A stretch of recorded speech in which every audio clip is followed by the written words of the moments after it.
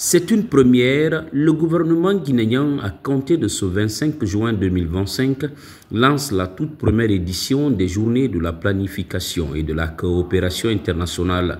La rencontre regroupe d'éminentes personnalités guinéennes et étrangères. Plus de 10 pays et organisations se mettent aux côtés de la Guinée en vue de réfléchir ensemble sur l'avenir de la planification et de la coopération. Nous ne souhaitons pas que ce forum se tienne dans le cadre stricto sensu de la Guinée. Il faut que ce soit le point de départ d'une réflexion approfondie pour qu'un levier à l'effet de permettre une meilleure coordination des plans de développement de la sous-région et pourquoi pas de l'Afrique.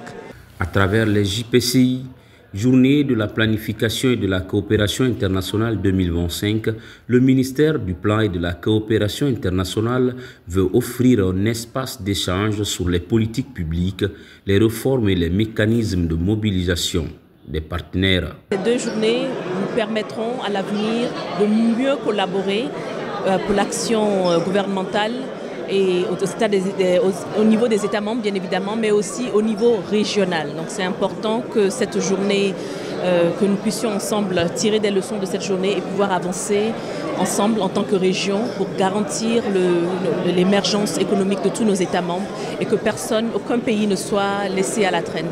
Déjà, j'étais ravi ce matin d'entendre directement de la voix de Monsieur le Premier ministre à quel point le gouvernement estime le recensement général de la population et de l'habitat un pilier, un levier clé, pas seulement de la coopération, mais de la planification.